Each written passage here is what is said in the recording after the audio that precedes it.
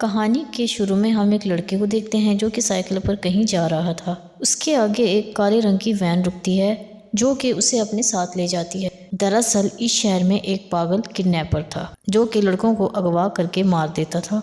फिर हम इस शहर में एक छोटे लड़के फीनी को देखते हैं जो कि अपनी बहन के साथ अपने डैड के साथ रहता था। उसकी मॉम मर चुकी थी। उनके डैड का रवैया उनके साथ बिल्कुल भी अच्छा नहीं था क्योंकि वो बहुत ज़्यादा शराब पिया करता था और अपने बच्चों के साथ बहुत बुरा सलूक करता था। फीनी जब स्कूल जाता है तो कुछ बच्चे उसे तंग कर रहे थे। तभी वहाँ पर एक बच्चा आता है जो कि फीनी का साथ देता है। जब बच्चे उसे तंग कर रहे थे उन बच्चों को वहाँ से भगा देता है, जिसके बाद वो बच्चा उसे कहता है मेरा मैथ बिल्कुल भी अच्छा नहीं है, क्या तुम मुझे पढ़ा दोगे? और फीनी उसे कहता है हाँ ज़रूर, क्यों नहीं। उसके बाद उन दोनों की दोस्ती हो जाती है। फीनी के स्कूल में दो ऑफिसर्स आते हैं जो कि उस बच्चे के बारे में पूछताछ कर रहे थे जिसको हमने कहानी के शुरू में देखा था। वो ऑफिसर्स फीनी की बहन को बुलाते हैं। तुम्हें कैसे पता चला कि किडनैपर के पास काले रंग के गुब्बारे हैं? दरअसल यहाँ पर उस लड़के की बहन फीनी की बहन की क्लास में पढ़ती थी और उसने उस लड़के की बहन को बताया था कि जिस आदमी ने तुम्हारे भाई को किडनैप किया है उसके पास काले रंग के गुब्बारे थे। अब ऑफिसर्स कहते हैं हाँ तुम सच कह रही हो। जिस जगह वो लड़का गायब हुआ जहाँ से हमें उसकी साइकिल मिली वहाँ पर हमें काले रंग के गुब्बारे भी मिले हैं, मगर तुम इस बात को कैसे जानती हो? क्या तुम उधर मौजूद थी? वो कहती है नहीं, मैंने सपना देखा था। फिर हमें यहाँ पता चलता है फीनी की बहन को जो कुछ सपने पे नजर आता था वो सब कुछ सच होता है। अब ऑफिसर्स उसके डैड के पास जाते हैं पूछताछ करने के लिए, मगर जब वो घर वापस आते हैं वो अपनी बेटी यानी फीनी की बहन को बहुत मारता है और कहता है ऑफिसर्स को तुमने ये सब कुछ क्यों कहा कि तुमने किडनैपर के पास काले रंग के गुब्बारे देखे हैं? वो कहती है मैंने देखे हैं, मुझे सपना आया था। उसके डैड कहते हैं अच्छा कि तुम्हें भी सपने आने लगे हैं जैसे तुम्हारी माँ को आया करते थे। कहता है याद रखना सपने कभी सच नहीं होते और आइंदा तुम किसी को नहीं बताओगी अपने सपने के बारे में। फीनी और उसकी बहन अपने डैड के ऐसे रवैये से बहुत ज्यादा परेशान थे कि वो हर वक्त इनके साथ बुरा सलूक करता था। इसके बाद हम फीनी के दोस्त को देखते हैं जिस बच्चे ने फीनी को उन बच्चों से बचाया था। उसके सामने भी वही काले रंग की वैन आती है जिसके अंदर से किडनैपर आकर उस लड़के को अपने साथ ले जाता है। इस बच्चे को भी उस किडनैपर ने अगवा कर लिया था। स्कूल में अब फीनी को बचाने वाला कोई नहीं था। फीनी को बच्चे दोबारा तंग करना शुरू कर देते हैं। तभी जब बच्चे फीनी को परेशान कर रहे थे तभी वहाँ पर फीनी की बहन आ जाती है और फीनी को उन बच्चों से बचाती है। इन सब के बाद फीनी की बहन उससे कहती है तुम घर जाओ, मैं अपनी दोस्त के घर जा रही हूँ, आज रात वहीं पर रुकूंगी। फीनी जब अकेला घर जा रहा था तभी हम देखते हैं कि उसके सामने भी वही काले रंग की वैन थी जिसमें किडनैपर आकर बच्चों को अगवा किया करता था। अब वो आदमी अपनी वैन के नीचे से कुछ सामान उठा रहा था और फीनी से मदद मांगता है और जब फीनी उसकी मदद करने लगता है तभी वो वहाँ से बहुत सारे काले रंग के गुब्बारे निकालता है और फीनी को वैन में डालकर ले जाता है।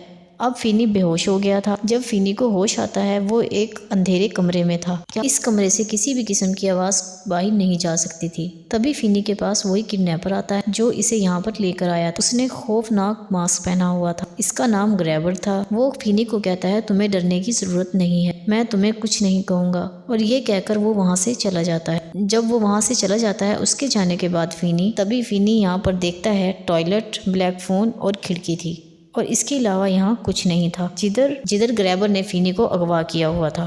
लेकिन वो ब्लैक फोन डेड था। दरअसल ये एक बेसमेंट थी। अब फीनी यहाँ पर बहुत ज्यादा परेशान था कि वो यहाँ से कैसे जाएगा। तभी अचानक से फोन की घंटी बजने लगती है। फीनी बहुत ज्यादा डर गया था और हैरान होता है कि फोन की तो तार ही नहीं है और इस पर कोई फोन कैसे कर सकता है।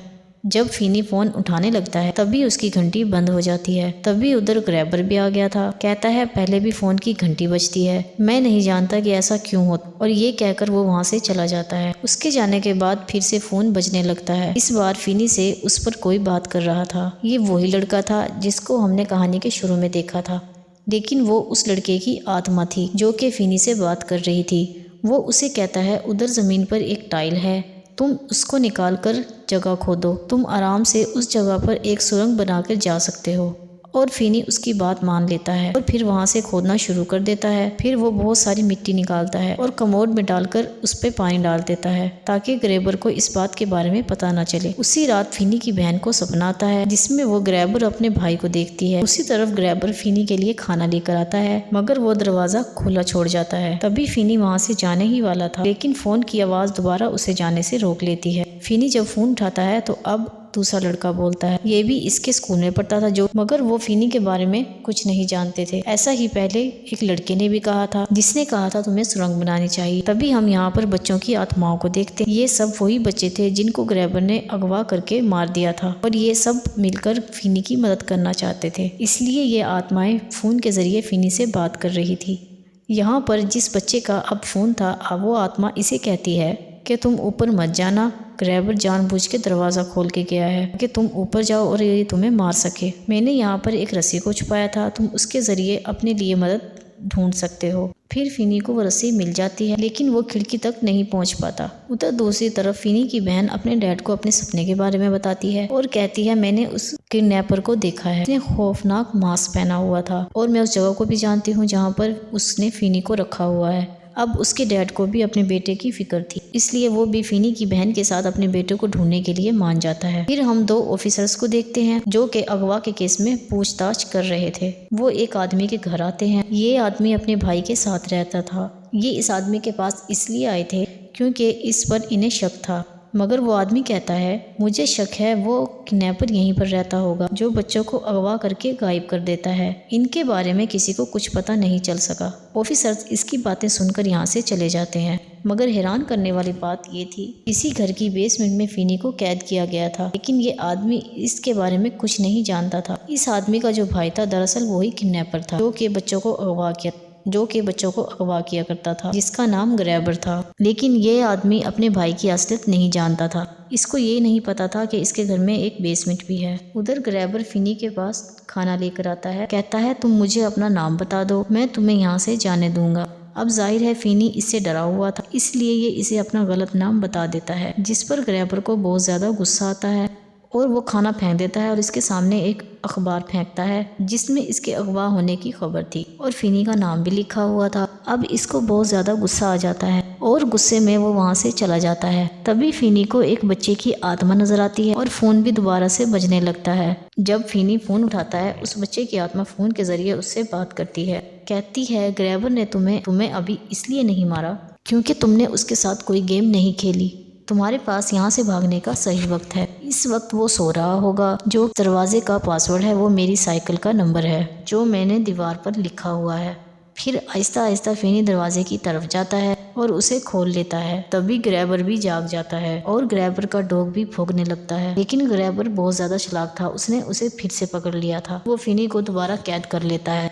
फिर फिनी को दोबारा से फोन आता है। फिर बच्चे की आत्मा फिनी को बताती है, अगर एक दिन के अंदर तुम यहाँ से नहीं निकले तो ग्रैबर तुम्हें मार देगा। तुम्हारे पास बस एक ही रास्ता है, तुम दीवार को तोड़ो जिसके पीछे बहुत बड़ा फ्रिज है, जिसके जरिए तुम यहाँ से आराम से बाहर जा सकते हो। फिर फिनी वैसा ही करता है, दीवार को तोड़ता है और फ्रिज में चला जाता है, लेकिन फिनी यहाँ पर भी फंस जाता है।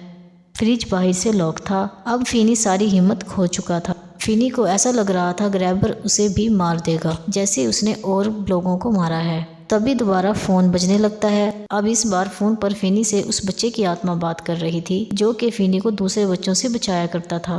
वो कहता है, जो फोन का रिसीवर है, तुम इसके अंदर मिट्टी भर दो और तुम फिर इसे हथियार के तौर पर इस्तेमाल कर सकते हो। उधर फिनी की बहन बारिश में ग्रैबर के घर को ढूंढ रही थी क्योंकि उसने सपने में ग्रैबर का घर देख लिया था। तभी उन्हीं 5 बच्चों की आत्माएं उसके सामने आ जाती हैं जिन्हें ग्रैबर ने मार दिया था। ये उन्हें देखकर डर जाती है और फिर साइकिल से नीचे गिर जाती है। तभी फिर वो वहाँ पर वो घर देखती है जो कि उसने अपने सपने में देखा था। फिर वो घर जाकर ऑफिसर्स को कॉल करती है और फिर उन्हें उस घर के बारे में बताती है जो कि इस केस की छानबीन कर रहे थे। फिर इसके बाद हम उसी आदमी को देखते हैं जो कि ग्रैबर का भाई था। अब उसको अपने भाई पर शक हो रहा था। जब वो नीचे जाता है उसे एक बेसमेंट मिलती है। उधर ये फिनी को देखकर बहुत ज्यादा हैरान होता है। इससे पहले कि वो उसे बचाता, ग्रैबर आकर उसे मार देता है। अब ग्रैबर फिनी को भी मारना चाहता था और दरवाजे पर अपना डॉग बांध देता है और फिर फिनी को मारने की कोशिश करता है। फिनी अपनी जान बचाने के लिए इधर उधर भाग रहा था। जब ये फिनी के करीब आता है, ये एक गड्ढे में गिर जाता है जो कि फिनी ने बनाया था इसे फंसाने के लिए। फिर वो फोन की तार से उसका गला घोंटकर उसे मार देता है, मगर अभी भी ये बाहर नहीं जा सकता था क्योंकि दरवाजे पर ग्रैबर का डॉग था। उधर बाहर फिनी की बहन ऑफिसर्स को वहां पर लेकर आती है। ऑफिसर्स को फिनी की बहन ने जिस घर के बारे में बताया था, जब वो वहां पर जाकर देखते हैं तो उधर बहुत सारे बच्चों की लाशें मिलती हैं जिनको ग्रैबर ने मारा था। उधर फिनी गोश्त का एक टुकड़ा लेकर डॉग के सामने फेंकता है, जिससे वो रास्ता छोड़ देता है। उस दरवाजे का पासवर्ड फिनी को पता था, वो खोलकर बाहर आ गया था। जिधर वो पुलिस की बहुत सारी गाड़ियां देखता है। यहाँ पर हमें पता चलता है कि ग्रैबर के 2 घर थे। एक में वो बच्चों को मारकर उनकी लाशें रखता था, दूसरे में कैद करके, और ये दोनों घर आमने सामने ही थे, इसलिए ऑफिसर्स को फिनी नहीं मिला था। अब सच्चाई सबके सामने आ चुकी थी और फिर फिनी के डैड भी अपने बच्चों से माफी मांगता है कि वो अब इनके साथ कुछ गलत नहीं करेंगे। इसके बाद जब फिनी स्कूल जाता है, सब लोग इसे देख रहे थे क्योंकि ये ग्रैबर को मारकर वहाँ से आजाद होकर आया था। अब ये पूरी तरह बदल चुका था। अब ये पुराना डरा हुआ फिनी नहीं था। और इसके साथ ये मूवी यहीं पर खत्म होती है।